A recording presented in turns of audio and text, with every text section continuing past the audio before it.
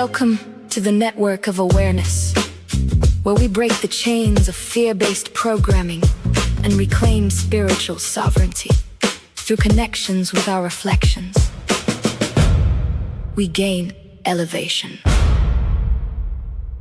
So Supreme Grand Awareness, we're not playing today either. This is the second installment of Echoes of Worth, and there's so much more to cover that I didn't get to cover yesterday in the 3 hours that I was talking, and then we had our panel guest that came up. No, it was about two and a half hours. Then we had our panel guest come up. We're going to follow that same format today. And the second half of this, we covered the pretending. We covered the pretendians, the performance, where it comes from, the insecurities. We talked about the spiritual ego and many other things. Now we're going to talk about the courage to embody our authenticity so that we don't go back to any performance and we don't go back to seeking approval, right? The truth over the performance, the truth that resides within you. And there takes a lot of courage to stand alone in your truth. And a lot of times, a lot of y'all who have made a major transformation in your life and stopped going along with the shenanigans that you used to go along with, that you used to be loyal to, because a lot of us, all of us, including myself, we used to be very loyal to lies. And all we used to continue to do was lie to ourselves. And part of it is because we didn't trust ourselves. But now that we're more authentic and we're loving ourselves and being the best in alignment with the best version that we truly are, now it's time to have the courage to stand alone in that truth. Now, this is something that many people quietly fear,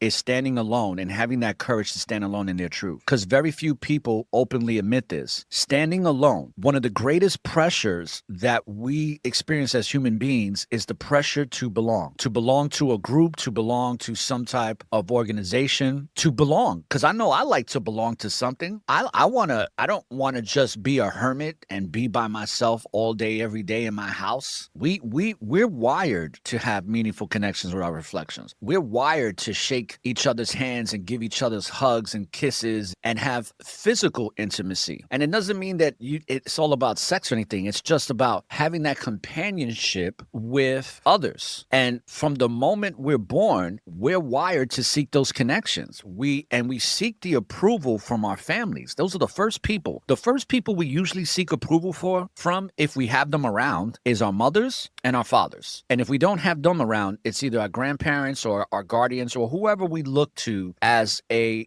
guardian or adult or somebody that we trust, that's familiar. We seek acceptance from our communities. We seek recognition from our peers. So belonging is deeply embedded in our human experience, but belonging does come with a hidden danger, because when someone becomes too dependent on belonging, they begin shaping themselves to maintain it. And then a lot of times this happens in religious organizations. This happens in cults. Anybody's ever been in a cult? Put a 100. I was on a podcast cult.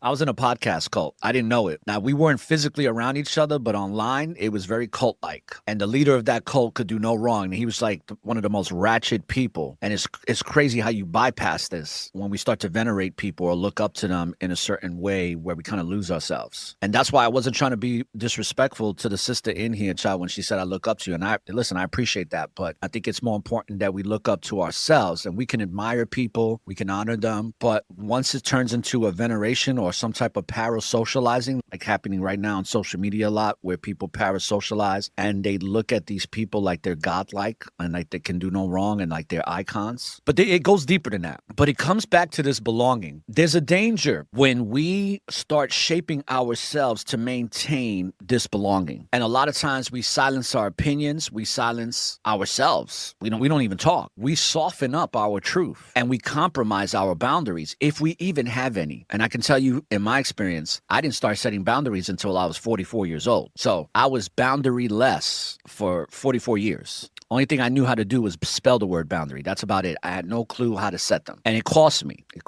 But that's what happens when you're a people pleaser, right? You don't really have boundaries and you overstep boundaries to try to prove your worth. When we're trying to belong and it gets a little too dangerous where we lose ourselves and we don't have our sovereignty while belonging to a group or anything, we tolerate things. And things that we tolerate are things that we tolerate, the things that conflict with our integrity, all because we fear the possibility possibility of being rejected. And all of this is where many people find themselves trapped. And it's not by this external control, but we're trapped by our own fear of losing acceptance from others. Holla if you hear me. We remain quiet when something needs to be said. We remain present in environments that are misaligned with our energy, with what we value. But we stick around because we don't want to be looked at as the outcast. We don't want to be outcasted. We don't want to be shamed. And a lot of you have been in groups like that where you've seen other people take that initiative and leave certain groups and they got shamed for it. I've seen this in religious groups. I've seen this in cults on social media. I've seen this in other groups. I've even seen this in political groups. A lot of times we'll continue relationships because of this wanting to belong that no longer reflect who we are becoming. And a lot of you are experiencing this right now. And over time, that silence becomes very heavy because every time somebody suppresses our truth, a small part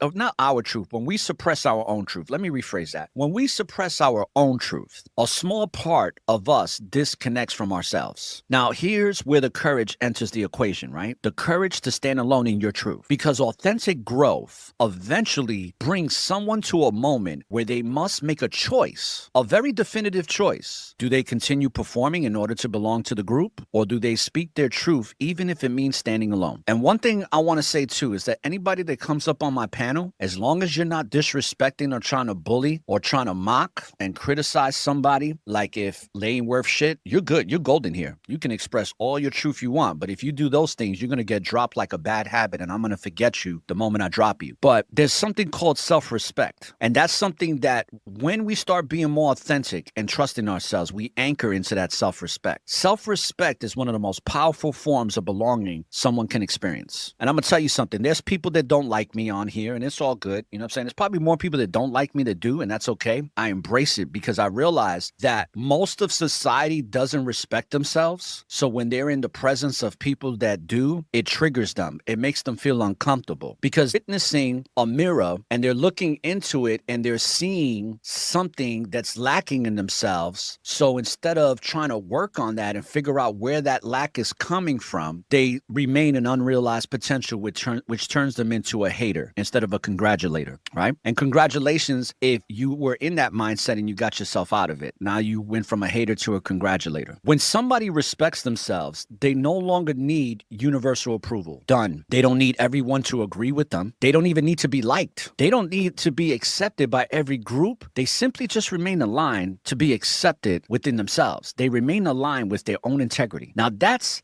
does not mean that someone becomes arrogant, right? But people will perceive you as being arrogant when you operate in this manner. When you love yourself and respect yourself, there's going to be people like, oh, she's in her ego. She's feeling herself a little too much. But that's just an insecurity being projected. That's all. But it does not mean that you're arrogant. It does not mean that they're rejecting other perspectives. It doesn't mean they stop listening. It simply means that we stop abandoning ourselves in order to keep other people comfortable. Because most people feel comfortable around you when they can tolerate you to what they can understand. And the quote says, you cannot stay in environments where people don't recognize the true value of you. Because if you stay in those environments, it'll just cause, matter of fact, if you stay in those environments where you have to shrink yourself in order to be tolerated, it is going to cause an extreme amount of anxiety. That's why those of us that were people pleasers, anxiety was our everyday experience. And for some people, it all induces stress and it can also induce depression on the lower end. Either way, none of them are good. So when we don't abandon ourselves in order to keep other people comfortable, we reach a point. And what happens to the other people around us when we start to elevate, when we start to be more self-realized and tap into our power instead of shrinking ourselves, it's going to make other people that used to seeing you a certain way uncomfortable. It just comes with the territory. Their energy is going to change because your energy changed. You became calmer. You're more grounded now. You're more certain of who you are. And it's not because you think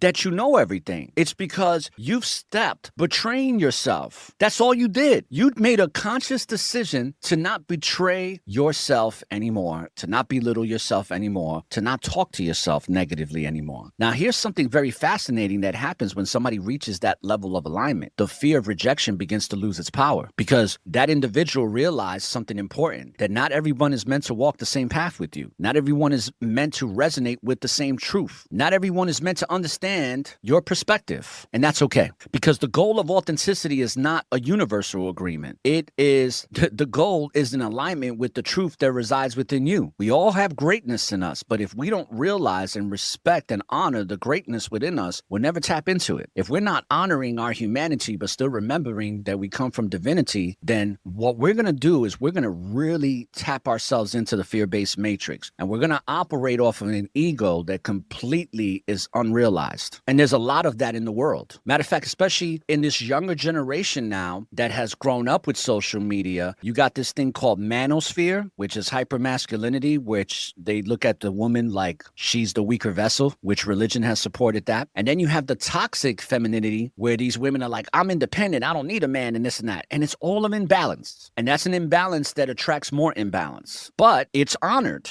It's honored and respected and promoted and congratulated and rewarded. It's no coincidence that a lot of these people support Trump, because he is the poster child for malignant narcissism and a hyperinflated ego. But this is why when you start to be the real version, the authentic version of who you are, the honest version, the evolving version, it's going to cause a lot of tension with those connections that you used to have. But the beautiful thing is that you're going to have more meaningful connections with that energy and that presence that you're going to magnetize into your life. And they're going to be far more meaningful than any approval that was gained through any type of performance. Because listen, man, I've been catching up on Netflix. I purchased Netflix a couple of weeks ago, man. And it's been a minute. It's been at least, I don't know, like 2 years since I watched Netflix, and I'm catching up on some stuff. And it gives me a lens of what the world looks like as far as the majority, not the minority like we are, because we are a minority. This people that are self-aware are minority in this world. But those connections that we're making when we're being authentic and honest with ourselves, they're built on a truth. And a deeper insight to this is that when we are standing alone, that does not mean someone will always be alone. And let me also say this, that we're never alone. Our ancestors are always with us, and source, which we are expression, is always with us. So we're never alone. But physically, we are, but we're never going to be alone physically all the time. Eventually, we're not going to be alone. Standing alone, it simply means that we're no longer willing to abandon ourselves in order to avoid it. And when somebody reacts or reaches that level of self-respect, they become incredibly difficult to manipulate. And that pisses off a lot of people, because there's some people in your life that used to manipulate you very easily, and they can't no more. And it angers them. It frustrates them. You are incredibly difficult to control, because your sense of self-worth no longer depends on any type of external validation. A lot of people can't stand when I sit on this microphone and I say, I'm not here to be liked. I could give two fucks if anybody likes me. I got a lot of people liking me outside of TikTok. So I'm not looking to be liked. I'm coming here for a purpose. Now, if people like me, that's great. If we can have a connection and we're vibing, that's great. If somebody don't like me, that's cool too. But we shouldn't be seeking to be liked. This comes from something very deep called integrity. Integrity is now your foundation, and that's the real sovereignty, is that integrity. And I'm not talking about the kind of sovereignty that people perform online. I'm talking about the grounded, quiet sovereignty that comes from knowing exactly who you are becoming to remember and refusing to shrink that truth for the comfort of others. And when somebody lives from that place, from that frequency, their presence alone becomes powerful now. That's what I mean by standing alone, having the courage to stand alone in your truth and not give two shits, two fucks, two pennies, two rat asses about what somebody else thinks about you. Authenticity has gravity to it. Can you feel it? That gravity draws people who are ready for truth to you. And then you both get to share in that truth together. That's what happened with my wife and I. We were two people that used to people please, and we attracted what we were lacking in ourselves, and we operated in failed relationships, usually with narcissistic people that we attracted. And we were naive in those relationships, my wife and I. But then when we woke up to ourselves and started loving ourselves and being more authentic and trusting ourselves, it changed our life. And then that's what magnetized us together. Because I always say this, if I didn't make the conscious decision to love myself, I would have never met Angie, ever. It would have never happened. I would have kept getting the ratchet hood rats that I used to love and I used to cherish and think that was normal. So there's a gravity to this authenticity. And the beautiful thing about it, not only do you draw the people in that are ready for the truth that resides within them to be shared with you, but it gently repels those who are still committed to the illusion. So I just want to share this with y'all. If you got people that are not talking to you no more, they kind of fell off the map or ghosted you, congratulations. Congratulations. Because chances are they were just for a season, and it's because you elevated and you're on a frequency that doesn't resonate with them no more. It doesn't make them a bad person. It just means it's not going to work anymore. It's not in alignment because you're in alignment. It's like the post that I put out yesterday or 2 days ago. I think it was yesterday. Been posting a lot again, coming back to my posting. Let's say, for example, and I've done this, let's say, for example, you used to be the type of person that you would be with your friends and make it in front of people, make it in front of fat people or very skinny people or people that you think are ugly and make in front of their face or their lips or whatever it is, right? Criticizing. And then you stop doing it and then your friends start, hey, what's wrong? Are you not partaking in this stuff? I experienced this with my family where I think it was back in 2019. I have a very narcissistic sister and everybody in the family, and I mean everybody knows it because she's pretty much almost done everybody in the family dirty. So what winds up happening is, and in my cultural background, my family's Puerto Rican, right? So my family's from the islands. And in that culture, amongst a lot of cultures though, to be honest with you, but specifically, my family has a tendency to gossip about certain people, and it seems justified. Now, with my sister, it may seem justified, but it's still wrong. And it's like they're not saying anything that's not really not true, but just the gossip and the discord itself is unhealthy. And I knew this. After a while, I stopped engaging it because I saw it within myself. I'm like, I know my sister could be a piece of shit, but that still doesn't mean that I need to congregate with everybody and talk about her and gossip about her. So when I made the conscious decision to stop doing that, even my nephew looked at me like I was suspect. And that's her son.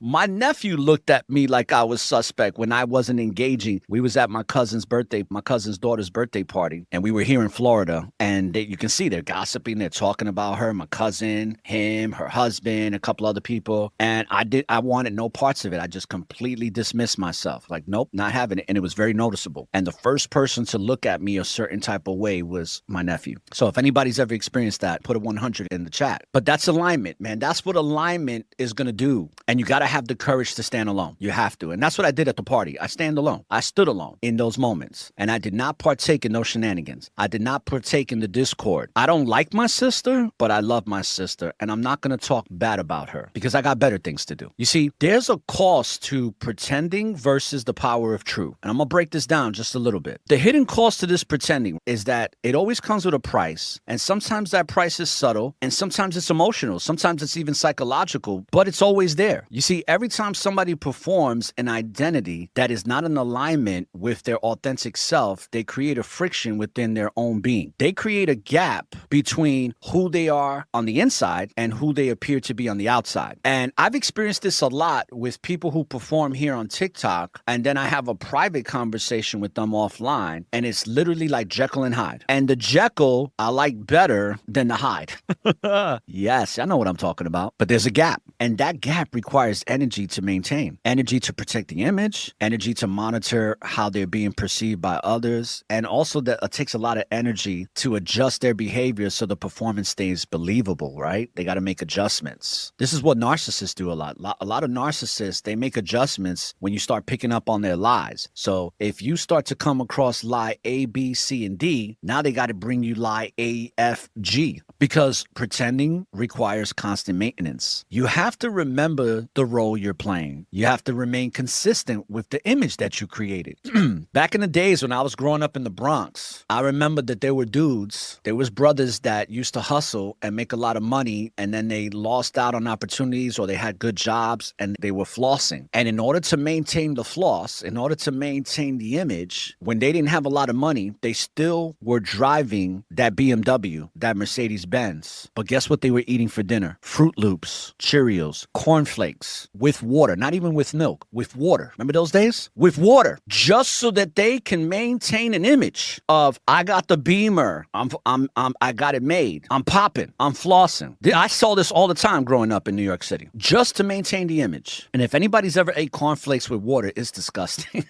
See, they have to make sure that nothing that they say or do disrupts the narratives that other people believe about them. And that constant self-monitoring slowly disconnects them from themselves and their natural state of being. And that shit is dangerous, people. And when we start going into that unnatural state of being, that's when we stop speaking freely. We stop expressing ourselves honestly. We start calculating our words. We start calculating other people's reactions to our words. We start calculating how their actions might affect our reputation. This is what happens when you go down this dark path of trying to keep up with the Joneses. And eventually, what happens to that type of person they present to the world, it becomes so polished that even they begin to forget who they actually are underneath the performance. Like the saying, if you keep saying a lie over and over again, it becomes the truth to the person. They start believing the lie as the truth. Talks about this in the Bible, where in the Bible, it's, Isaiah chapter 5, verse 20. They've accepted the darkness for the light and the light for the darkness, the bitter for sweet and the sweet for bitter. In modern times, you can equate that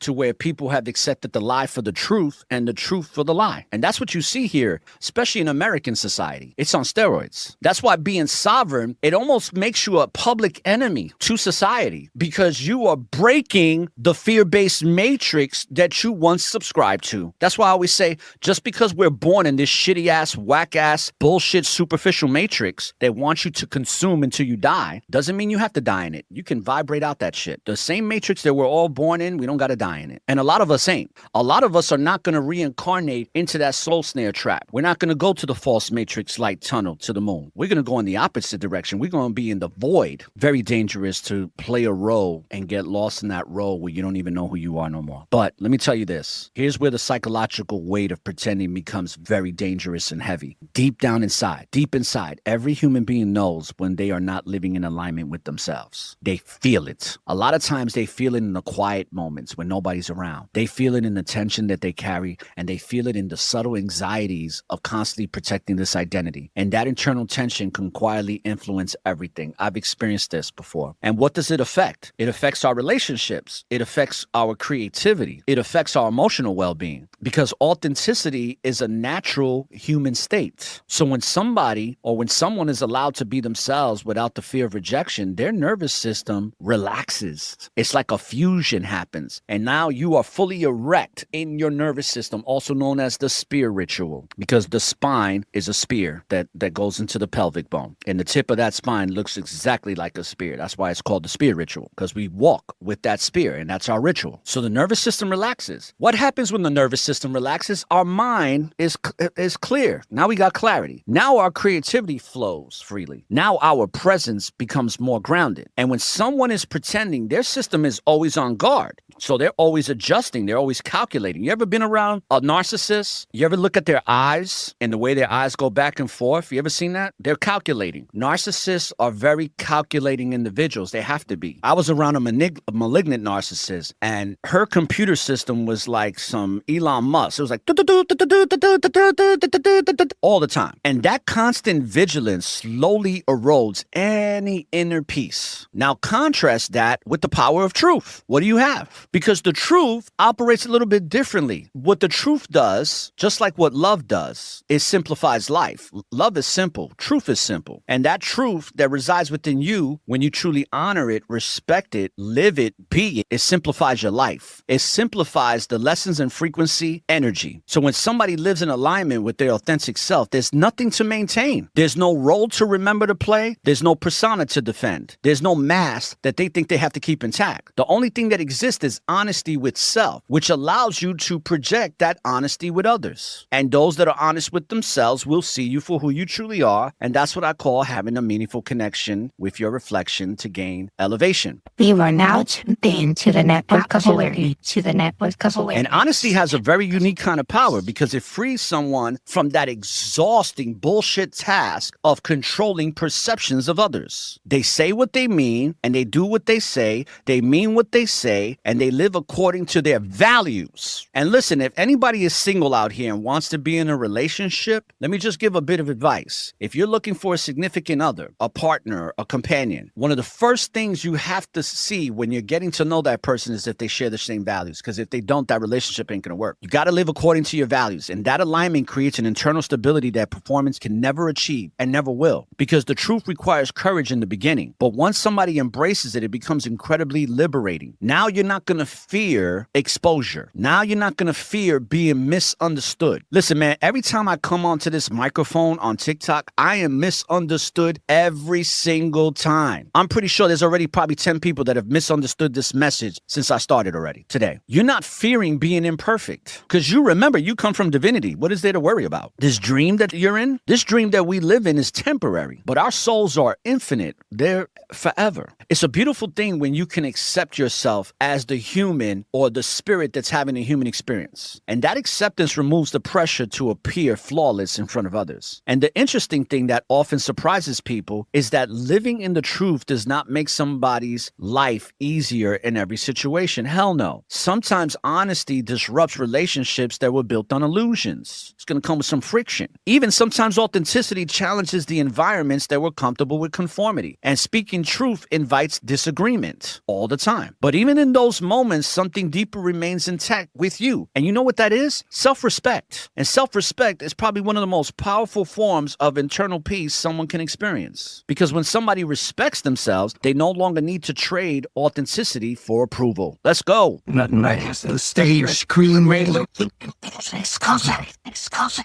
This is an exclusive here on the Network of Awareness. An exclusive for you. We don't, like, when you start living authentically, you don't need to sacrifice your integrity to maintain to belong to anything, any family dynamic, any group, anything. You don't shrink your voice in order to remain accepted by others. That level of self-alignment creates something remarkable. It creates clarity, and that clarity gives you the clear awareness about who you are, what you value, and what you will not tolerate, and what you will tolerate, what you won't and will. And that clarity becomes the foundation of a life built on truth rather than performance. And that's a life worth living, in my opinion. Thank you very much. Thank you. Now, the deeper realization to this is that many people spend years trying to build identities to impress others without even realizing that the greatest power that they actually possess is the ability to simply be themselves. And that's what you see it a lot, right? When somebody says, what should I do? How should I act? Just be yourself, because being yourself is more than enough. It's good enough. Be yourself. And let's make sure that we tap the screen, people, and repost and relink the live, okay? So we get up in that FYP and have some of the people watch us outside of the room. You'd be surprised how many people spent years of their life trying to impress other people, and they don't even realize that being themselves is good enough. They think they have to have a curated, perfect, spiritualized, authentic version or a spiritualized version of themselves, and it has to be curated to a certain way where everybody's going to be like, wow, man, that's cool. Like, nah, man, we're not here to be liked. All you have to do is be authentic, evolve, right? Like I always say, the evolution will not be televised because the evolution is internalized. It's an internal experience. So how is it going to be seen on a TV screen? Nobody's going to see the evolved you and the honest you first until you see yourself as that, because authenticity carries a presence that cannot be fabricated. People feel it. There's a lot of authentic people in this live right now, and there's people that I've had the honor to get to know, and I feel their authenticity. We can sense it. We can recognize it. And that presence creates a deeper connection than any freaking fucking performance ever could, because real connections does not come from perfection. And like I said yesterday, in my research in neuroscience, scientists have done studies that trying to be perfect and pursuing perfection creates dopamine imbalances. Being who you are, it comes from truth. And when somebody begins living that truth, they discover something extraordinary. Life becomes lighter. They become lighter. It's like they got wings on their feet, like there's some Icarus or something. Now, the challenges are not going to disappear. For some of us, it actually intensifies. But a lot of it is because we're no longer carrying the weight of pretending, and that's freedom. And that freedom is the freedom from performance, and it liberates the human experience. Now we can truly have a meaningful experience. Now we can truly have a meaningful connection with our reflection, or connections with our reflections. So when the illusion breaks, that's the moment that somebody sees through the performance. And that moment fulfillment, it comes in many people's lives when something inside them quietly shifts. It doesn't always happen dramatically, right? A lot of times it happens very subtle. There's these subtle realizations that lead to the big one. There's this quiet awareness that something about the way we've been living doesn't quite feel real anymore. So what happens is when we go through that, we begin noticing things that we once overlooked. We begin questioning our patterns that were once accepted, and we start observing. We start to tap into the observer that we are, that God force, right? The generator, observer, destroyer. We begin observing behaviors both in ourselves and in others. And then that suddenly starts to appear very different. Almost it's waking up in the middle of a play and realizing everyone around you is acting out roles. It's like what's that movie? The Truman Show. It's like you're Truman. You 1 minute say, wait a second, everybody here's an actor and they're here to put on a show that I didn't even know was going on. Love knows what I'm talking about. See, those roles that people play, they shaped by expectations. Roles are shaped by social approval. Roles are shaped by identity. Once somebody begins noticing those roles, it becomes difficult to ignore them. Now they see how often people perform versions of themselves that are designed to be accepted. They notice how conversations are sometimes shaped by what people think they should say instead of what they genuinely feel. They start to notice how communities often reinforce identities rather than encourage honest growth. So what happens is we start to notice how even spirituality can sometimes become a script that people repeat rather than the truth that they embody. And this realization can feel it can feel extremely disorientating. At first, only in the beginning, because that illusion that once provided comfort is dissolving. Someone who once felt certain about their identity begins to question it now. And that's a beautiful thing. An individual who once felt confident about their role in a community begins to examine it a little bit more closely. And when someone who once believed they understood themselves completely begin realizing how much of that understanding may have been shaped by some type of an external expectation. And where I've seen this play out a lot is religion. And for those that don't know, the oldest religion in the world is control. And I've seen this where people have this understanding that's been shaped by external expectations. But when that illusion breaks, the person starts saying, well, who am I when I'm not performing? Who am I when I'm not trying to meet anyone's expectations? When I'm not trying to maintain this identity? Because when the performance stops, what remains is raw authenticity. And that authenticity requires courage. Because when you were pretending, deep down inside, there was a lot of insecurities. There was a lot of people pleasing. There was a lot of pretending. So even though you presented the image like you were good, right? Like you were pretending to be a master of the universe. The masters of the universe.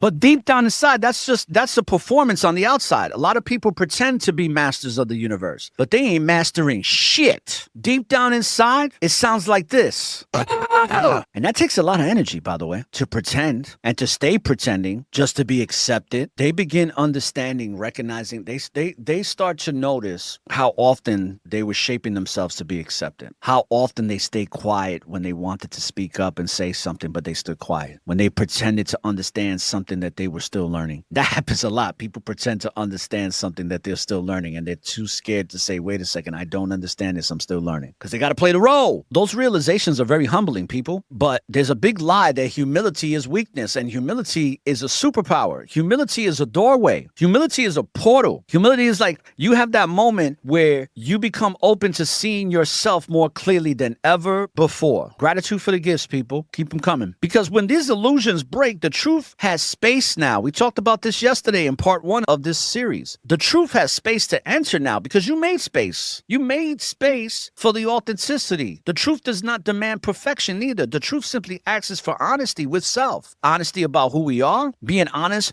with the journey that we're on. Where are you in your journey of self-discovery? That takes honesty. Honesty about what you still need to learn, what you're still learning. And we're all learning, right? In this never-ending story. And when we embrace that honesty, we begin to step into a different kind of awareness now. Now we're talking about awareness that's not based on identity or image or performance or observation. It's based, matter of fact, it's based on the observation that we now can observe our reactions. So now we don't react. Now we can observe to the point where we take those pauses, and instead of reacting, we respond. We observe our thoughts. We observe our behaviors in the way to see if our behavior is in alignment with our values. And let me tell you something, that kind of awareness creates something so freaking powerful. And in my experiences, it's created a freedom from the illusions of lies. Once somebody sees the performance clearly, they no longer feel obligated to participate in it. Now we speak more truthfully, live more authentically. We let go of the identities that no longer reflect who we are becoming to remember. All that shit falls away. And thank you for helping me reach my first gift goal, people. Greatly appreciate it. Gratitude. It's a beautiful thing. Let me just put this next gift goal up here. All right, confirmed. Now, when we have clarity, the wonderful thing about clarity is that we have a clarity about what truly matters now. And isn't it interesting when you start to realize what truly matters, everything else that doesn't just kind of disappears. It's almost like we have tunnel vision to only live authenticity. That's our tunnel vision.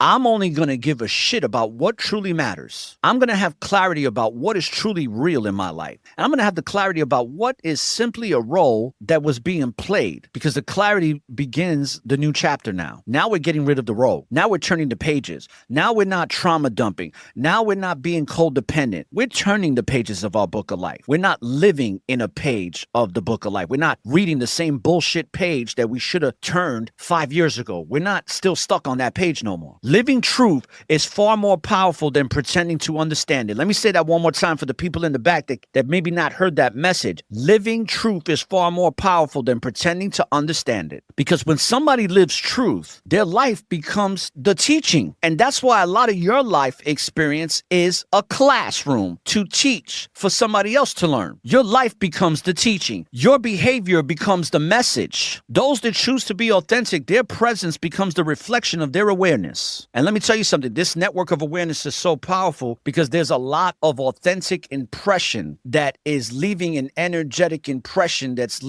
leaving an energetic impression to have a meaningful connection with a reflection that helps to gain elevation. And in those moments is when somebody finally steps beyond these illusions of the fear-based matrix. Not because they've mastered life yet, but because they have chosen to live in honesty instead of any performance. How you doing?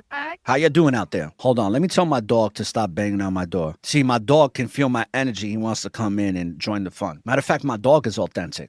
Matter of fact, my dog has taught me to be more authentic. Check that out. Spirit animal medicine. My most beloved spirit animal medicine, or my most beloved spirit animal. I put him on my storyline today. The return to self is the reclaiming of the authentic identity, the authentic self. So after these illusions break, what starts to happen is, for some of us in the beginning, it feels disorientating. And of course it does. Why wouldn't it? Because the mask has fallen. The role has dissolved. So now we got to get used to being authentic now, because the identities that once felt solid now suddenly feel uncertain. Those labels that once defined us, now they don't have a grip on us no more. They're insignificant. So the question comes that, can you feel it? Can you feel the intimidation behind it and the liberation all at the same time? That's what keeps us a little disorientated in the beginning. And this is what happens. People say, damn, if I'm not this role anymore that I was playing, then who am I? I know I have to be honest with myself, and I'm being honest with myself. I wouldn't even be asking this question to myself if I wasn't being honest with myself. That question marks the beginning of what many people describe as that return to self, because it's the self that's not being shaped by expectations of others or expectations that we placed on ourselves due to the pressure of society, not the self-constructed person through the performances. The deeper self that exists beneath all those layers, and now we're reconnecting with that authentic self that requires something many people are not used to doing. And what are people not used to doing in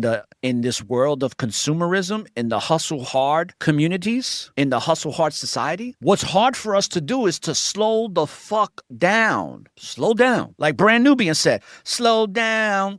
Slow down, spread out your hands. When somebody has spent years performing identities for the world, they often lose touch with their own internal self, their own compass, their own heart. They lose touch with the heart, which is the guiding star within their universe. They lose track of what they genuinely used to enjoy. The clarity gets lost on what they truly believe. They forget their voice. Matter of fact, they forget what their voice sounds like when it's not filtered through this approval. And a lot of people that experience these things are people that have been in narcissistic marriages and relationships. They get gaslighted while they're people pleasing. And then what happens is they slowly start to erode within to where they don't even recognize themselves in the mirror anymore. They lose their identity. They don't even know how their voice sounds anymore because they're not using it. Reminds me of the movie The Matrix, right? Remember when when Neo said, when he said to Morpheus, he said, my eyes hurt. And Morpheus said, because you never used them before.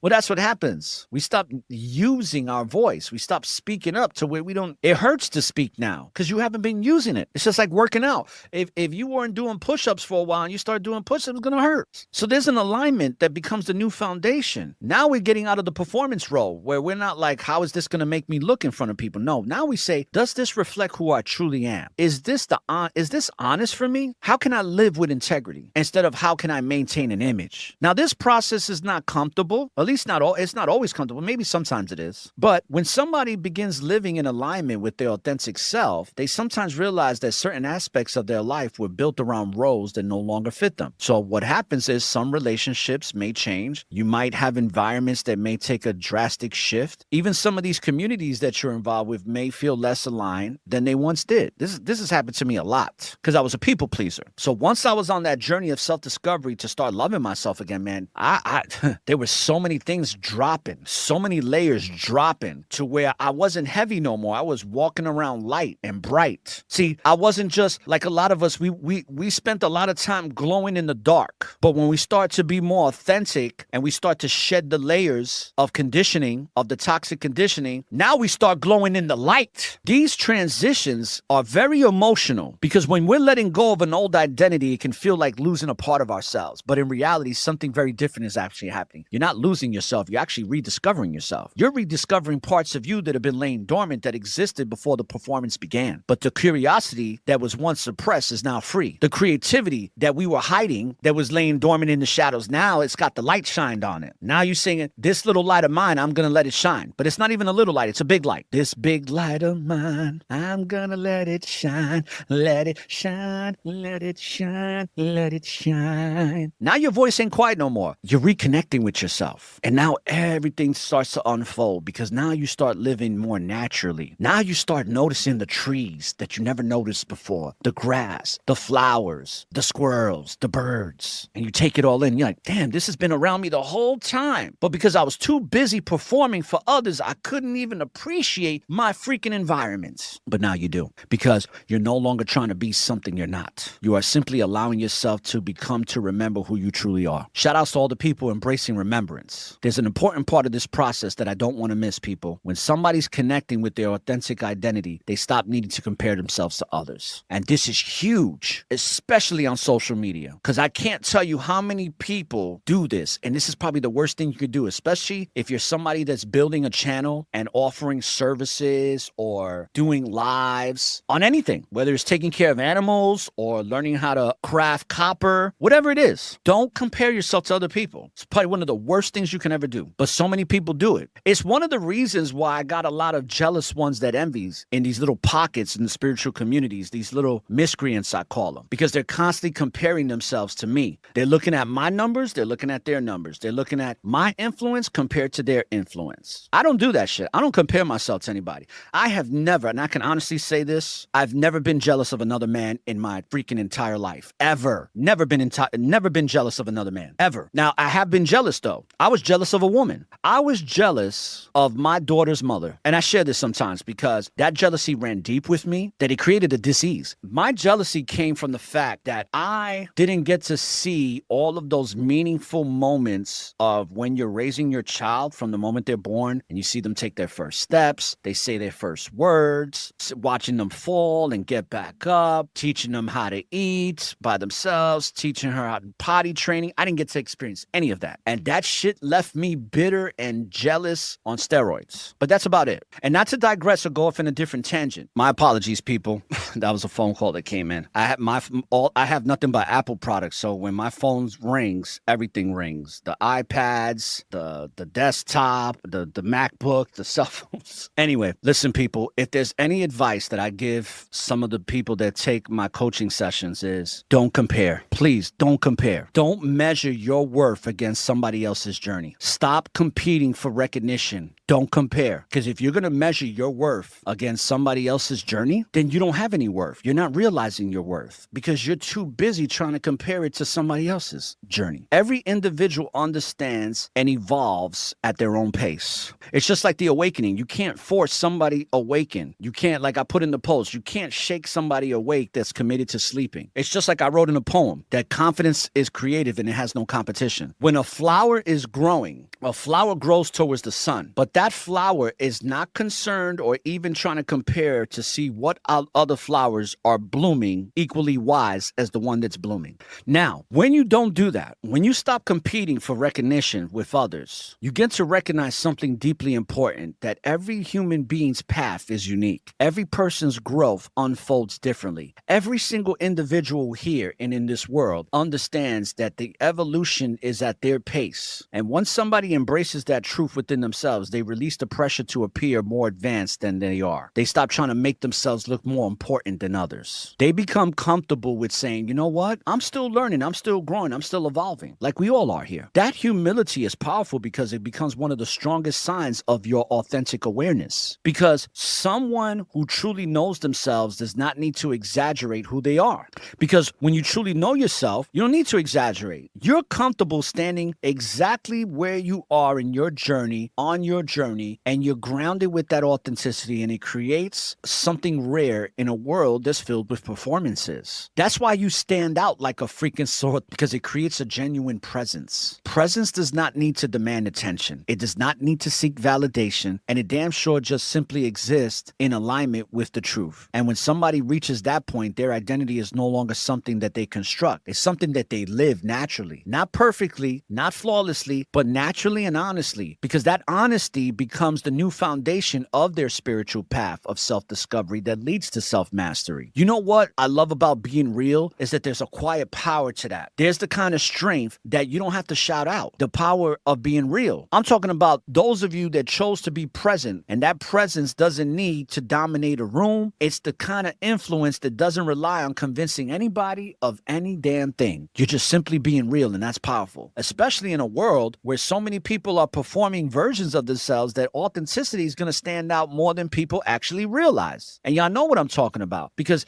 authenticity, man, it stands out energetically. Remember, we have electromagnetic bodies that are very advanced, very multidimensional. Our bodies are not just our souls, but us in these bodies are multidimensional. So when somebody is living in a high frequency of authenticity, which is one of the highest, one of the most powerful in its resonance, that energetic signature is undeniable. Authenticity carries a frequency that performance cannot replicate. This is one of the reasons why the archons and the reptilians don't like us so much, because they can't replicate empathy. This is why a lot of you starseeds be getting harassed and attacked spiritually, because the archonic forces cannot replicate your frequency. When somebody is real, you can feel it. You can sense it in the way they speak, in the way that they listen. That's for me. That's how I can tell. And let me tell you, I was on a live the other day, and there was very few people listening on that live that claim to be spiritual and act like they got their shit together, like they're so knowledgeable, but they can't even fucking listen for 2 minutes. That's not real. But the real ones, they listen, and they listen well. You can sense it in the way that people move through conversations without needing to prove something. There's a groundedness to them, a calmness, a steadiness. And it doesn't mean that their life is perfect. It's just they're no longer fighting with themselves. They're not trying to maintain a performance identity. They're not trying to adjust to you or me or anybody else for approval. They simply are present. And that presence has power.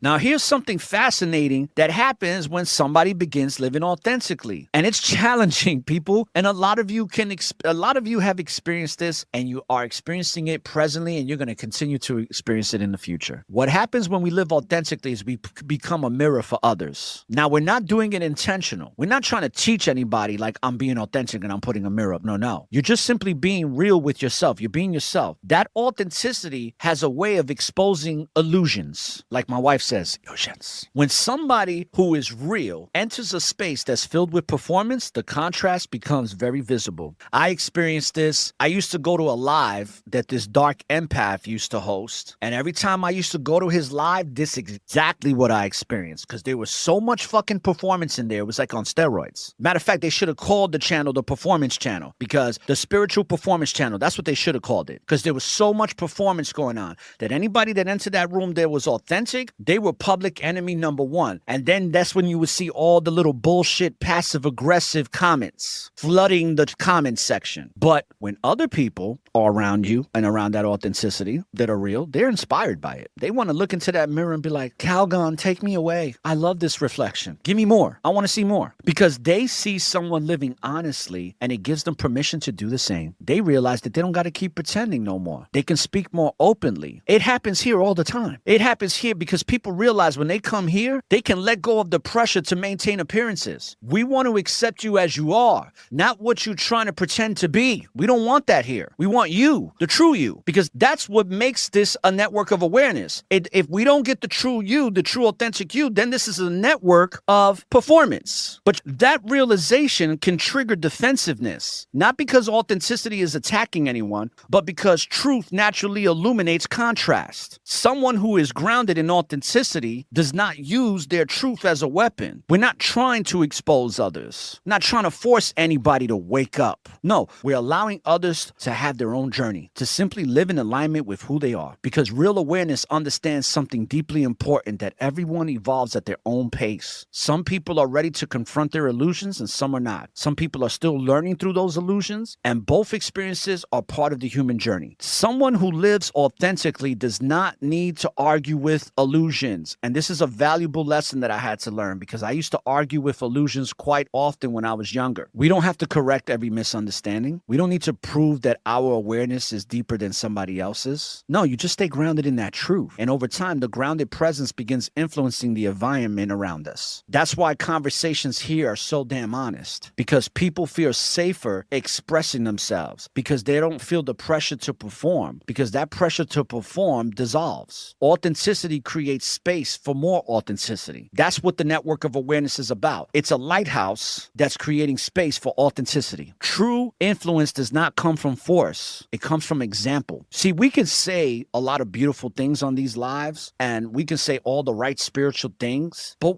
wouldn't it be better to live the example, so instead of us just talking, people can see your example through the walk? Because what better way to learn? Yes, a bee doesn't try to convince a fly that honey is better than shit. It's funny because as I see you say that, hippie, it's funny that the person who used to say that all the time, without mentioning any names, was always trying to convince that, let me not even go there. All right. Somebody, listen, this thing that comes from example, right? Somebody who lives with integrity becomes a living demonstration of what alignment looks like. Has anybody ever been around someone like that? Because they show others that it's possible to exist without having to pretend to be something they're not. They show people their self-worth does not require a constant validation. It's a beautiful thing to be around people like that, because they show others that the growth does not require perfection. And those examples that we live quietly ripple out of our auric field and into the collective field, the quantum field, because human beings learn as much from what they observe as they do from what they are told. Let's go. We ain't fucking around today. You are now tuned in to the network of awareness. I don't know. It's something about you. It's just your aura. I don't know. It's something about you. It's just your aura. Your aura is freaking phenomenal. It's authentic. It's powerful. It emanates beautiful light. You have a beautiful flame that vibrates around you. And that flame is showing other people what's possible to exist when you stop pretending. My wife saw my auric field when we were in Portugal. We was watching a documentary, and we were just sitting on the couch. She said, "Honey, I see your aura. It's like a yellow-white flame." When you are in alignment with who you truly are, that aura, some people will see it, and if they can't see it, they're going to feel it because they observe another person living in genuine alignment. So that sparks a question, right? What would my life look like if I stopped pretending too? And for some people that have been putting on performances, that question can be the beginning of their transformation. And it's not because somebody's forcing them to change, it's because they saw the mirror. They got to experience the mirror. And the mirror authenticity showed them a different way of being. The mirror showed them a quiet power of what it looks like to be real with yourself, which makes it easy to be real with others. And listen, this is why your life has so much value when you live authentically, because this is what you're doing. You may not get confirmation of it. It's not like somebody's going to write you an email or stop you in the street and be like, yo, hey, your authenticity made me realize that I was performing and that I could stop pretending too. No, it's a quiet power, and it doesn't try to control or manipulate others. It simply just exists, and that existence itself becomes the message, because the most powerful thing somebody can be in this world filled with a lot of mask and a lot of performance is someone who is not wearing one. My aura is a network full of awareness and gifts like aura, the informational list. The quiet freedom of no longer needing to be seen in a certain way. Very few people get to fully experience this in a world that's full of the temptation to put on a performance because that performance gets rewarded. The thing is, that freedom, people, it doesn't come with money. It doesn't come with status. Doesn't come from recognition either. It comes from something much more simpler. And the moment somebody stops needing to be seen a certain way, and that's because most of our lives, whether we realize it or not, we're constantly managing perceptions. Think about how many times you thought about how you appear in front of other people, right? When we're so concerned about making a good first impression. I used to always be like that when I would meet, if I was dating somebody and they wanted to introduce me to their parents, I used to get a lot of anxiety. I'm like, I want to put on the best impression I can possibly be, the best performance in front of the parents. We think about how our words will be interpreted. We think about whether people will approve of what we say in conversations. And we think about whether our actions of perception creates a kind of invisible pressure. And that pressure is to perform. It's the pressure to maintain this consistency with the identity that you think people expect from you. And then the pressure to avoid doing anything that might disrupt how we are viewed. And over time, that pressure becomes exhausting. It weighs down on us. It can even create dis-ease through the stress and the anxiety that we feel from it.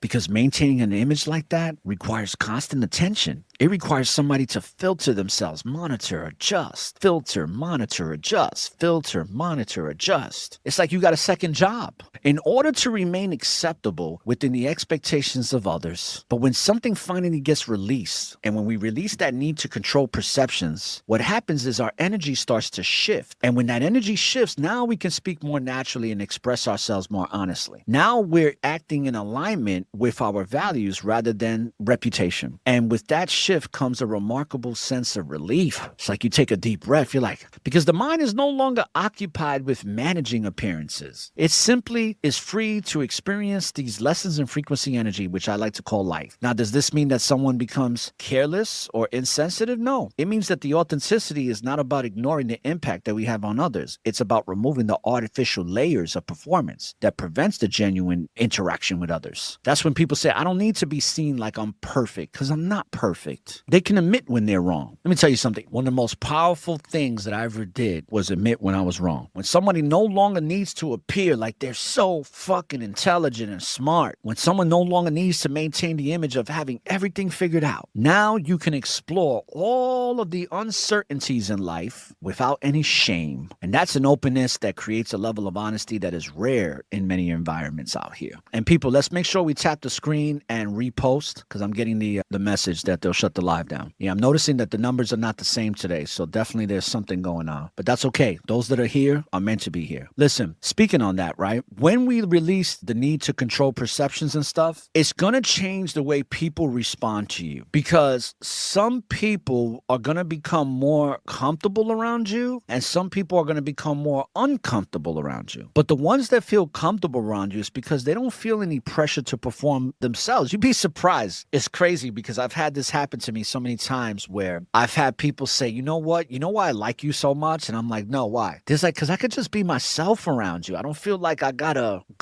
go the extra mile or be extra around you. I'm like, oh, really? I would have never noticed that. But some of you have had that happen where people say, you know what?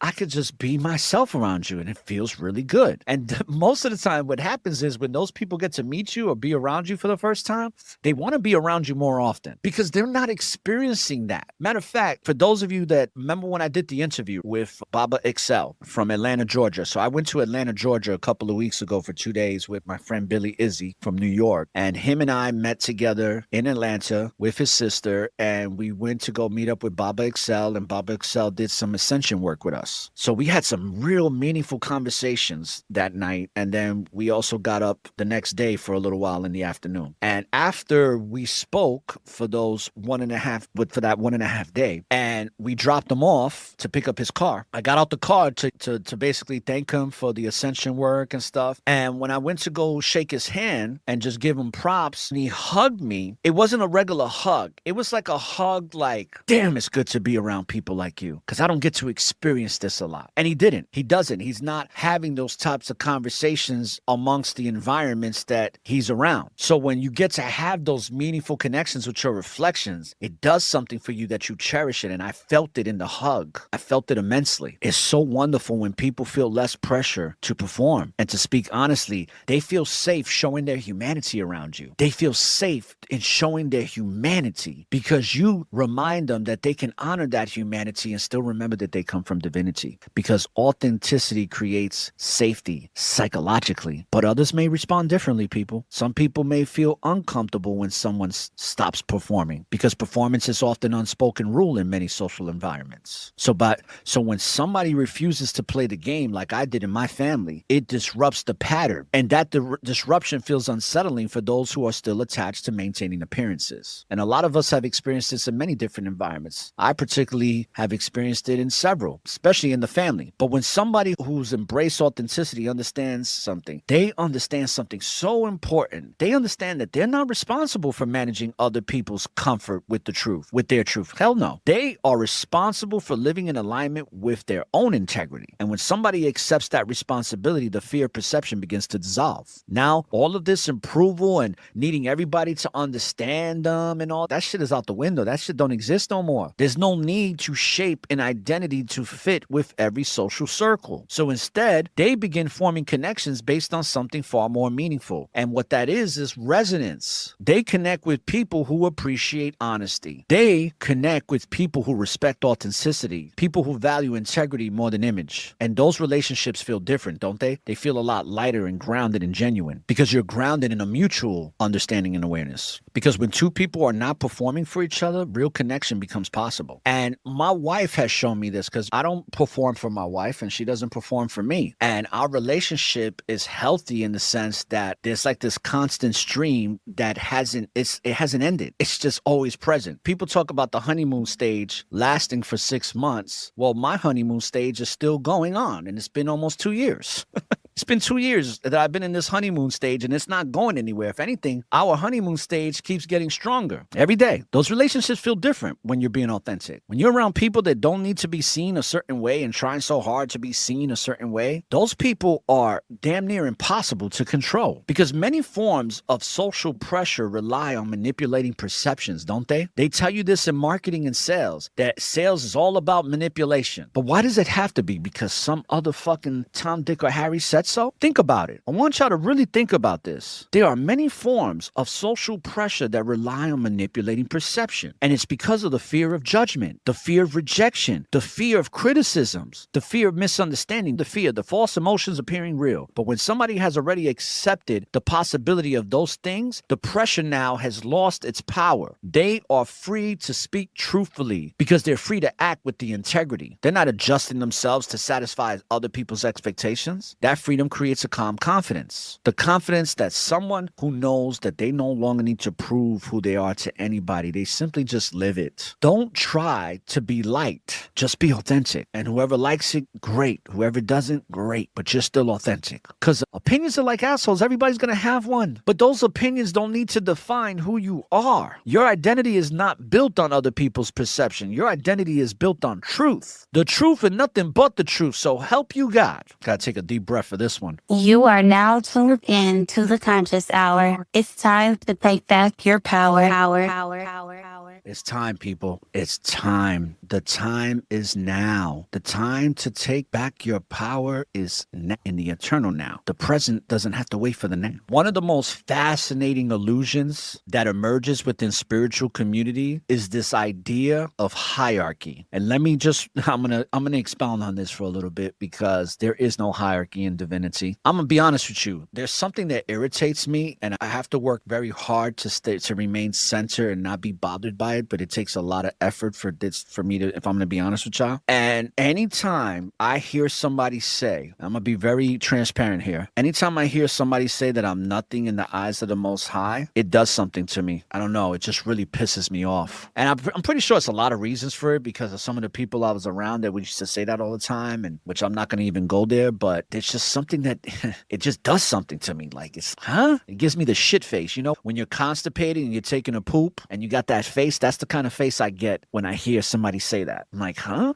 The idea that some people have of themselves, that you're nothing in the eyes of the creation that you come from, the source that you come from, scratching my head, man. But this hierarchy, right? This idea that some people are not more awakened than others, this idea that some individuals exist on a higher level of awareness, that they have that they've ascended beyond the ordinary experience of being human. Now listen, let's keep it real. Growth and understanding certainly evolve over time. The moment awareness becomes a competition, though, something important gets lost in the competition because competitions have ceilings. Competitions have limitations. The only thing that can transcend that limitation is awareness because there is no ceiling. And that's why I don't like to compete because I'm all about cooperation. Cooperation doesn't have a ceiling. It's limitless. Real awareness does not create a superiority. It creates a humility. And I want you to think about it. The more someone genuinely understands about the complexities of life and consciousness and the human experience, the more they realize how much there still is to learn, how much there still is to grow and to realize and to remember. True awareness is going to expand curiosity and it's going to expand the perspectives and the empathy. But the spiritual hierarchy often does the opposite. It encourages comparisons. It encourages competition. Matter of fact, it encourages belief systems in the sense that it encourages the belief that someone's journey is more advanced than someone else's. And that belief quietly feeds the very thing spirituality is supposed to dissolve, the ego. And I used to live like this. I used to be part of a cult, and I was filled with self-righteous indignation because of the people I was surrounding. I was in a narcissistic smorgasbord. And that self-righteous indignation had me criticizing everybody. And then the competition creeps in. Then the spiritual hierarchy kicks in. Now, this doesn't always appear in the obvious ways, people. Let me just say this. This is why it's so dangerous, because it's so subtle. It's like the ego has a very powerful way of convincing you that it doesn't exist.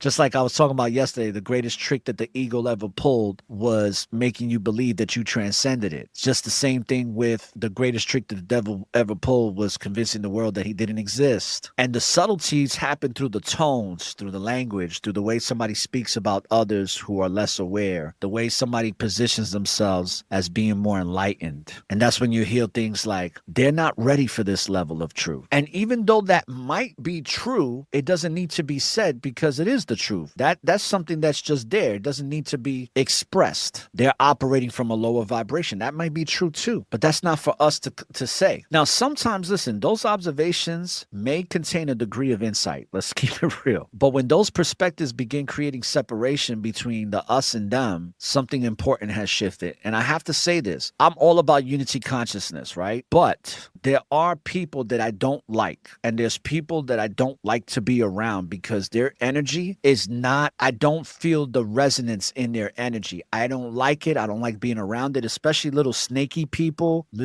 people that are really good at deceiving, people that are really good at passive aggressive behavior. I just don't like being around that energy. I just don't. But that's just me, right? Awareness does not exist to divide humanity into categories. It exists to deepen our understanding. Every human being is navigating their own journey of awareness. And some people are questioning things for the first time. Some people are working through old conditioning, and some people's conditioning is far stronger than any of ours. Some people are exploring deeper spiritual ideas about themselves, and every stage of that journey has value, because without those early stages, the later stages could not exist, right? So our awareness, or awareness itself, it unfolds gradually. And how does it unfold gradually? Through the best teacher in the world, which is experience. And those experiences also lead us through reflection, right? Self-reflection. And then through that self-reflection, we get challenged to see ourselves and get challenged to say, hey, I can do better than this. This is not who I really am. This is not how I want to be. Now we got a challenge. Like my wife says, challenge accepted. It's through life itself. Once someone truly understands that process, the need for a hierarchy begins to just disappear and evaporate, because they recognize something profound, that no one has the entire picture. But you already know, a lot of y'all have seen these people that come up here and they swear they got all the answers. Matter of fact, I even had people come up on my live every so often. They come on the lives, they request to come up to my live, to my podcast, and say, what do you want to know? What questions do you have for me? No one has the entire picture. Every person is still learning, still growing, still discovering new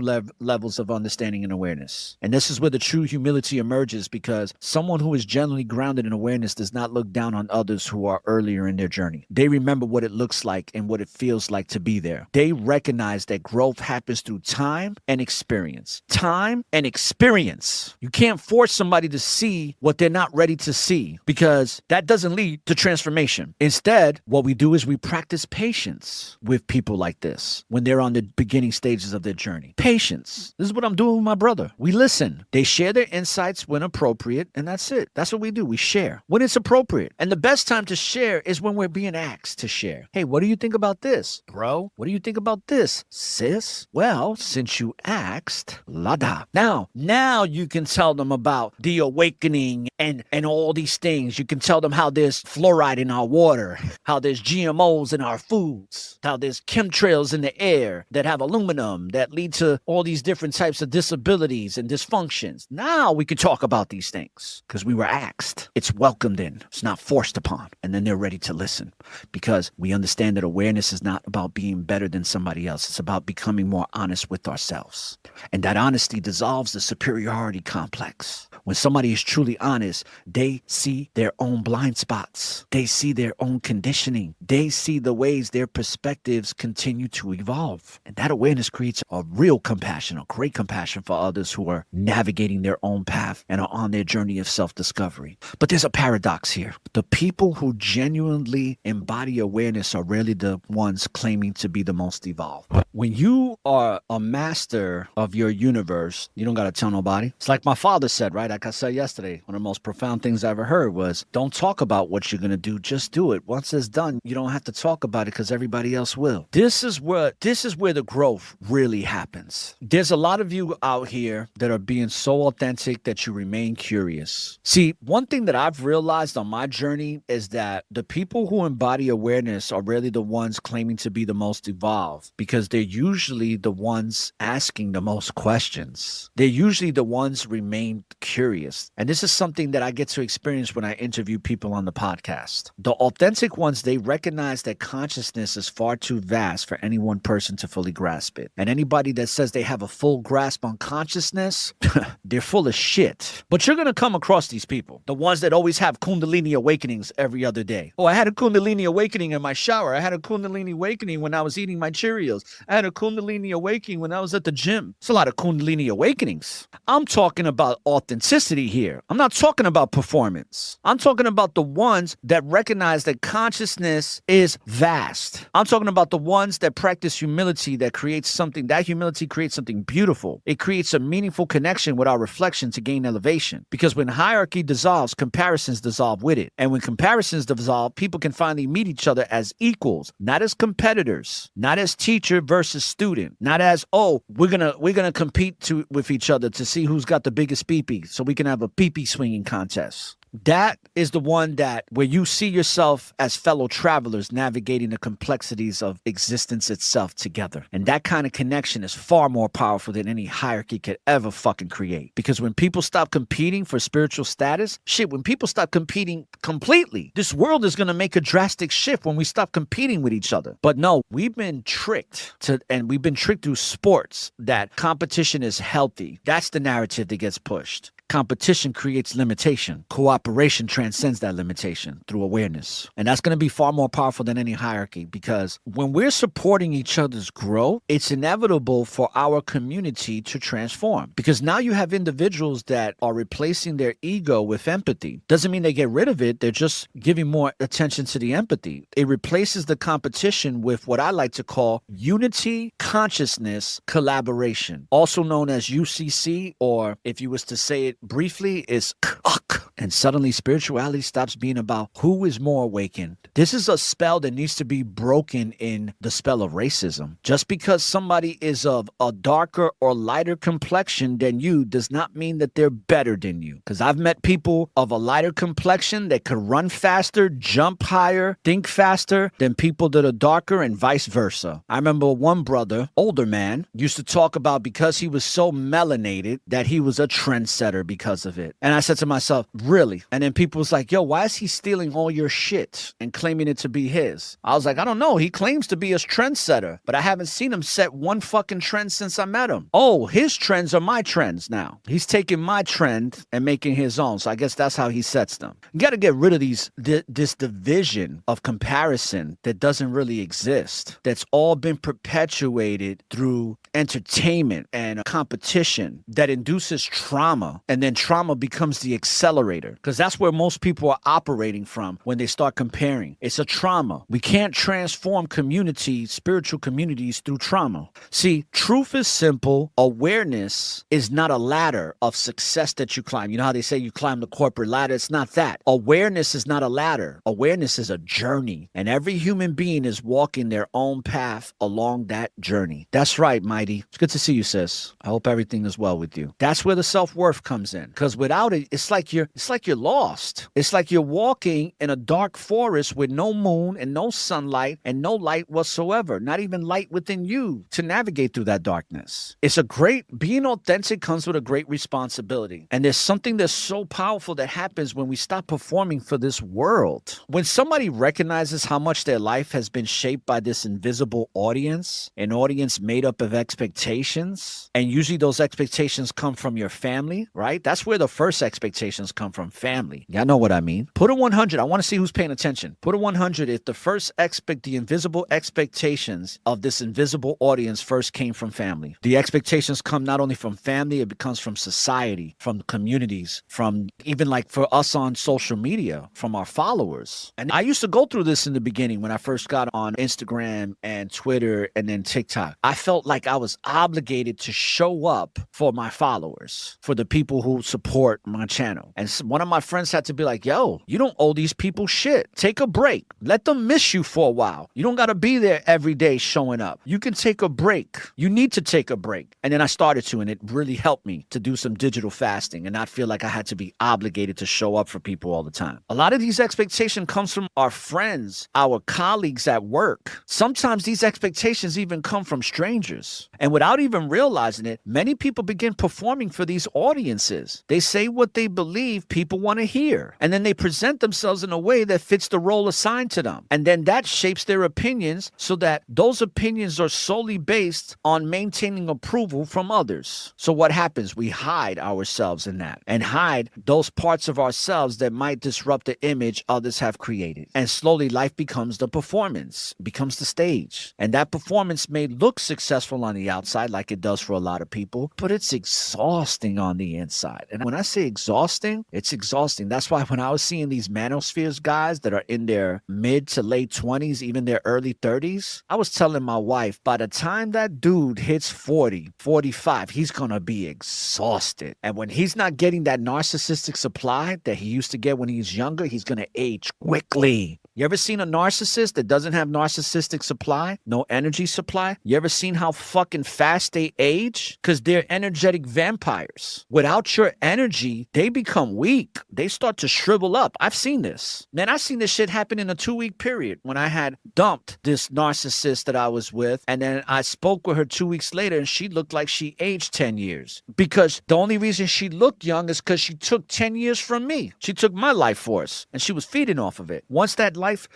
energy supply got cut off, she turned into Raggedy Ann. I don't think that was a good comparison, but y'all know what I mean. She got old. It reminds me of the witch in Games of Thrones. Remember the witch in Games of Thrones? She looked really pretty and vibrant and young, but once she took off that necklace or whatever, and she knew it was time to go, she took off the necklace.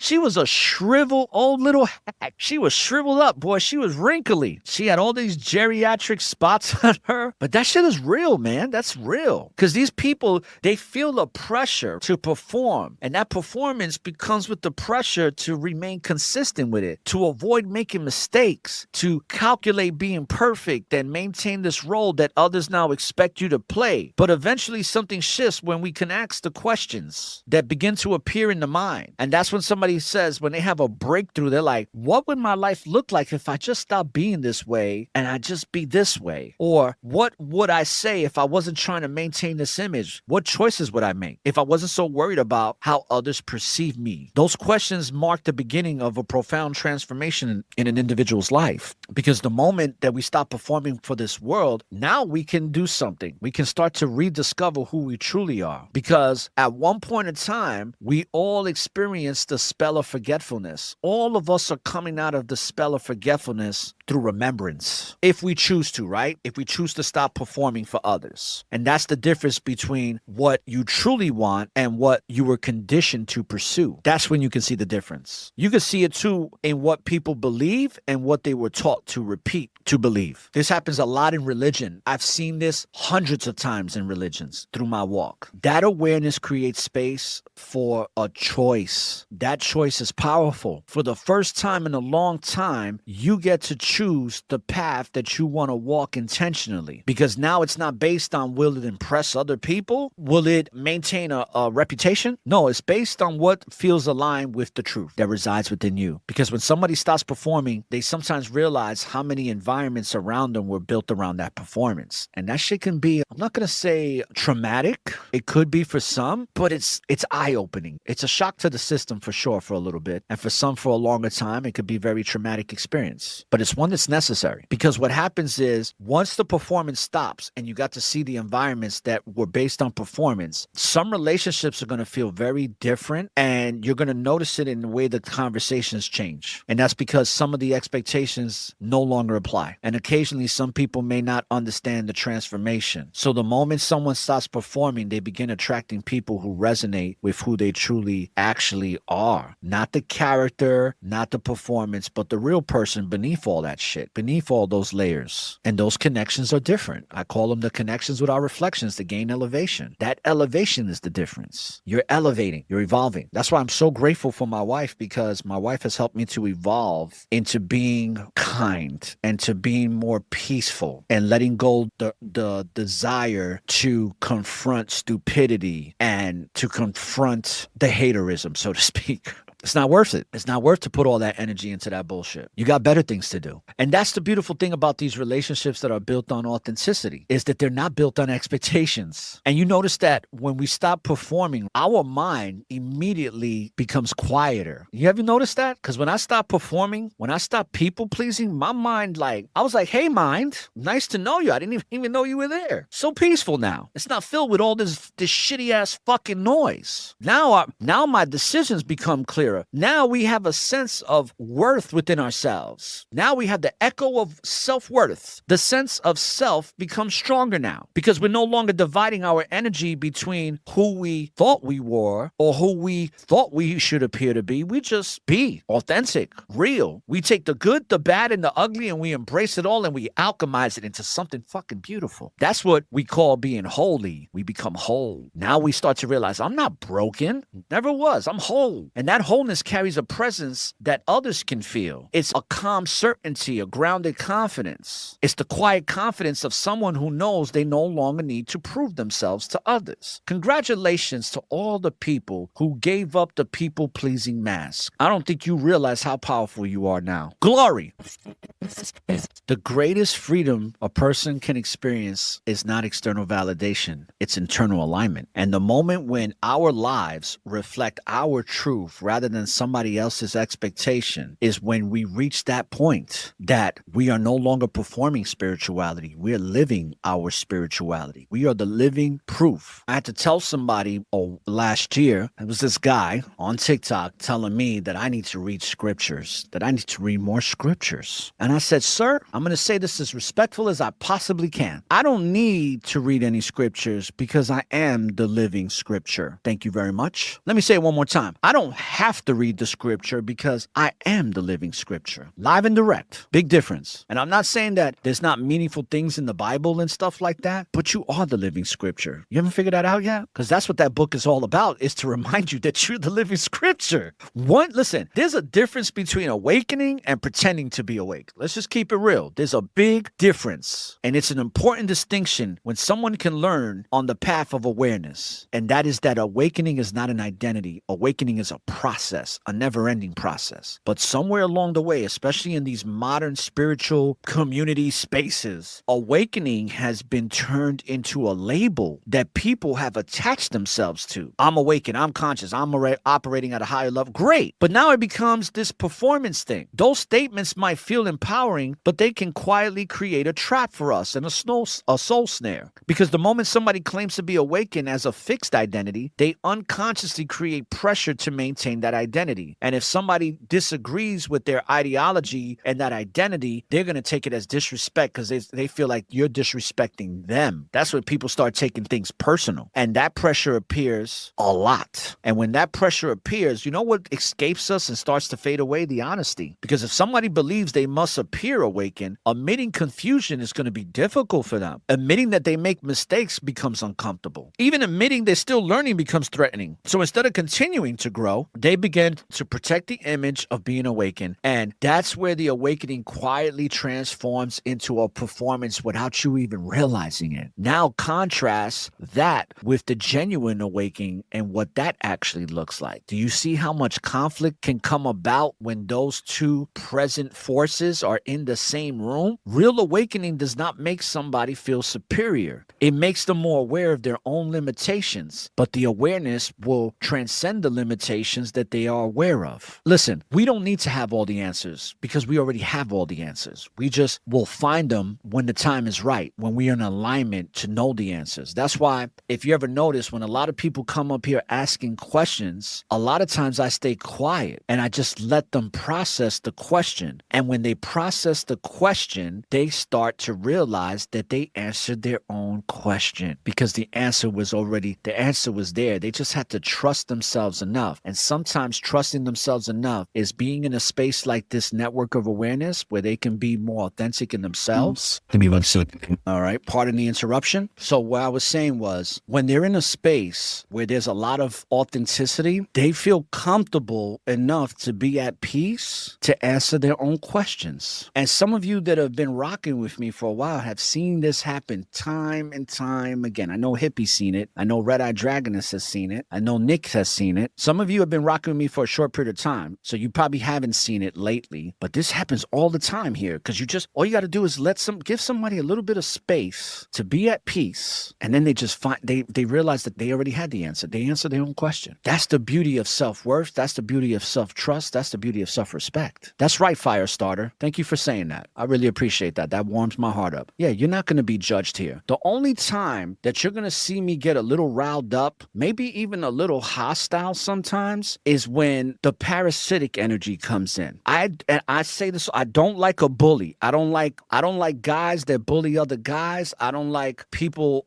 women or men that bully. I don't like people that take advantage of others. I don't like sexual predators out here. And of course, most of us, we don't like no pedos neither. And I'm not going to apologize for that. I will destroy you. Remember, we're generators, operators, and destroyers. I will destroy whatever illusion you're trying to project. And I stand by that shit. I don't like the dark empaths out here. And that's why I do every chance I get, I expose them. And it's not about going to war or being into the battle. But if it has to happen, it has to happen. Because I feel like you work so hard to maintain peace of mind and to gain that peace and that respect and that love for yourself, for somebody else to try to disrupt it and take it away from you. Fuck that shit. Like George Lopez used to say, FTP, fuck that puto. There is no destination to this awakening. This is that never-ending process to the never-ending story. Real awakening is not about reaching a final destination. It's about expanding awareness over time, layer by layer, insight by insight, experience by experience. And the thing that I find fascinating about a genuine awareness is that when somebody goes into understanding life, the less interested they become in claiming titles. Because titles, a lot of times they create boundaries, and awareness dissolves boundaries. Somebody who is genuinely exploring consciousness does not feel the need to declare themselves enlightened. That's why I used to laugh when people say, I'm Jesus Christ, I'm the second coming, I'm Buddha, I'm Muhammad. Now here's the subtle difference between awakening and pretending to be awake. I'll give you a couple examples. If someone, let's say for example, someone who is pretending often speaks with certainty about everything. Someone who's awakening speaks with curiosity about many things. Someone who's pretending may still try to impress others with how much knowledge they have. Whereas someone who's awakening is more interested in just understanding this thing called life. But the pretender may protect their spiritual identity while the awakened soul is willing to question their own beliefs. And this is something I experienced where I had to let go of beliefs because there was a period in my late 30s, from 35 to 40, where many of my beliefs were being shattered. So I was almost experiencing cognitive dissonance every single month for several years. And it was exhausting. And I said, you know what? And I remember interviewing a brother on my podcast, and he said, believe in nothing and question everything, Aura. Try it. It's worked wonders for me. And it's probably one of the best things that ever happened. Shout outs to Awakened Minds too. Shout outs to the brother from Awakened Minds. He's not on TikTok. He's on Instagram. But damn, did that brother help me realize some things. Because once I gave up belief systems that were projected onto me, I started to tap into frequency systems. And I haven't been the same ever since. And in a world filled with lies, I think it's our responsibility as an awakened soul to question everything with great curiosity. Because we're all starting to realize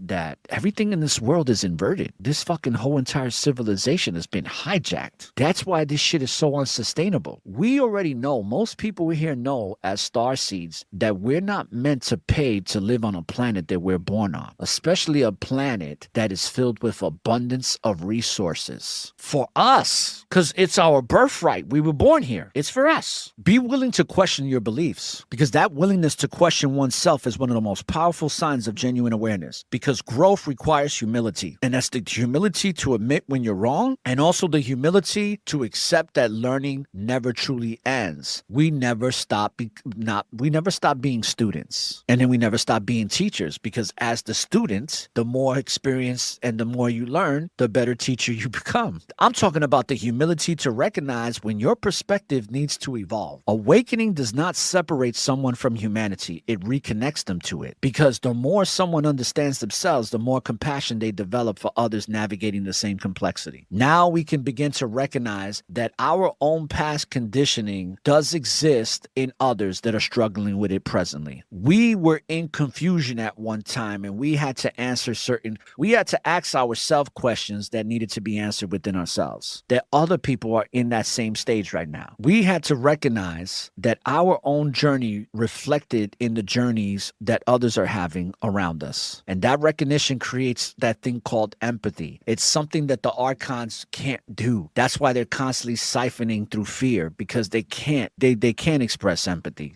They're incapable of it. And anybody that's been around an archon reptilian knows this. Empathy, not superiority. In the universe of the multiverse, right? And I talk about this in the Starseed Awakening series. For anybody who has knowledge of interdimensional starseed beings, anybody who knows that you are a starseed and you've traveled through multiple galaxies and realms and dimensions, there's two principles. There's the superiority of self principle. And the superiority of self principle is what a lot of the Dracos and some of the starseeds that come from Orion practice. The Greys practice this a lot, but other starseeds too. And that is the superiority of self, where everything is about control, domination, manipulation, and to completely use somebody and put them to waste, just discard them. It's very narcissistic. That's the superiority of self principle that's practiced throughout these galaxies. The other principle is the service to others. And those are the ones that are in service to others empathically and many other ways, with compassion and all that good stuff, all those high vibrations. Those are the two. Empathy, people. Real awareness reveals something profound, that we as human beings that are navigating these layers of understanding, and we're questioning our conditioning, we're confronting our fears, we're exploring deeper truths within ourselves and in this world, and we're simply learning how to live with more honesty. And every one of those stages has value. Every one of those phases of stages has value, because each one of those stages contributes to the unfolding of this thing called awareness. Awakening is not something that somebody becomes. It's something that someone continues to experience. It's the ongoing process of seeing life more clearly than you ever have before, because you're seeing yourself more honestly. You're seeing that you are a true multidimensional being that gets to create the reality that you want to experience. And that's the ongoing process of the awakening, of seeing life more clearly and seeing yourself more honestly and seeing others with more compassion. And that process never really truly ends. And I have challenges with it. I have challenges seeing everybody with compassion, because I'm gonna be honest with y'all, sometimes I'm like, that mofo I don't need to give that mofo any compassion. It's a challenge. But awareness, just like the awakening process, there's no destination to this. Awareness has no destination, because just like you're the never-ending story, awareness is let's put it like this. If I was to come up with an analogy, we're the never-ending story, and the awareness is the ink and the pages and the hardcover of the book. It's the pages, the ink, and the book itself. But we're the author. This awareness that has no destination is an ever-expanding horizon. And the moment somebody believes that they've reached the end of that horizon, they're going to stop growing. They're going to stop evolving, which is why the most awakened individuals often say something very simple. I'm still learning. I'm still a student. I'm learning. That humility is far more powerful than any spiritual title someone can claim to have, because awareness is not proven by what somebody calls themselves. It's revealed by how honestly they're willing to continue evolving with themselves and with others. Ashe. Red Eye Dragon has said, Fune is real, for real. Fun is real. The fun is real. Loving it. Let me tell you something. I'm a messenger, right? When I went through my rites of passages, my ancestors and Source, specifically Source, it wasn't really the ancestors. The ancestors were there, but Source let me know when I went through my rites of passages in my culture, in my indigenous culture, right? Source said, you are a messenger for me, for this. And I said, well, what is the message that I'm supposed to bring as a messenger? And then the ancestor said, that's for you to figure out. We can't tell you that. The reason I'm bringing this up is because your life, when you start to live more authentically and you get rid of these masks of performances, right? For performance purposes. awareness, your light becomes the message. And at the beginning, many people's journey, there is a strong desire to explain what they've discovered, right? When you go through this, when you have these epiphanies and all these different stages of awakening, they want to share their insights. They want to show others how much they've learned, and they want people to wake up, right? You hear it all the time. People wake up. And that impulse is understandable. I get it. It's exhilarating, right? Because when somebody experiences a powerful realization, it naturally creates the desire to share the realization with others. It's natural. Now, awareness is going to deepen something inside of us because the need to convince people begins to fade the more aware you are. And to argue about the truth begins to dissolve. That's why we don't do debates here, by the way. I remember I had a guy recently come up. He said, "What would you like to debate me about, sir?" I was like, sir, I don't like to debate. I don't do debates here. He was like, "Bye." I don't know what it is about people liking to debate. And I guess it's because people want to show how smart they are, intelligent, and that goes back to competition. I don't know. I'm not going to even try to figure it out. But when awareness deepens, you don't need to prove awareness, because trying to prove awareness, it has no importance. Words can point towards truth, right? Words can point towards the truth, but how someone lives those words reveals the truth. Ashe. When somebody's life begins aligning with the truth that they speak about, their presence itself becomes the message. Their presence itself becomes the message. You don't have to tell people you don't have to tell people you value honesty. They see it in the way you communicate. You don't got to tell people that you respect yourself, because they see it in the boundaries that you maintain for yourself. You don't even got to tell people how committed you are to growth, because they can see it in the way you respond to the challenges of life that you get to experience. And they see it in the way you respond to those challenges. You don't have to tell people that you live authentically, because they feel it in the way you move through this world. They feel it around you. I had a young brother that I truly love that we don't talk no more because he's still in religion. And there was people that I was dealing with that I pretty much respectfully dismissed myself from. And what started it was, I told him, I said, "Listen, man," they asked me this, do you accept Jesus Christ as your Lord and Savior? And I said, "Hell no, I don't. No." And that created a problem. And because of that, I had to dismiss myself. And this young brother stuck around because he was young and he was still going along with the cult. And that's okay. I still got love for those young brothers and always will. But I had to respectfully dismiss myself. But the reason I bring it up is because the same individual, he's about 25, 26 years old, 27. We were all hanging out. And he said, "You know what, Aura?" He said, "We've been hanging out for a couple of days now. And when I'm near you," he said, "I can feel my heart vibrating." And there's something about when somebody lives authentically and is being real with themselves, there's a certain vibration that comes off of them and you can feel it. And that's what he was expressing to me. Now, this is where the awareness transforms into embodiment, because there's one thing to speak about the truth, right? And when we come to these lives, we speak about the truth. But what's more important, people, is what you do after you leave these lives. Matter of fact, if I was to sound poetic, it's about when you leave these lives to how you live your life, how live you are in your life. Because the awareness transforms into embodiment. Because we could speak about truth all day, but it's another thing to live it. Anybody can repeat ideas and quote wisdom and do affirmations and memorize concepts, but living truth requires an integration. It requires somebody to apply their understanding in real time, in real life. So when a conflict appears, when pressure appears, when life becomes uncomfortable, those are the moments where someone's life truly becomes their message. Because when somebody responds to difficulty with integrity, people notice. The same way someone maintains compassion in challenging situations, they notice that too. The way people stand in their truth, even if it's unpopular, and that happens a lot on platforms like this, because whatever's popular is programmed. People notice. And those quiet actions communicate something powerful. They communicate authenticity. That's what they do. Thank you for tuning in to the Network of Awareness. Dive deeper at networkofAwareness.com for all episodes, resources, and live updates. Plus, you can listen on any major podcast platform. Until next time, stay aware.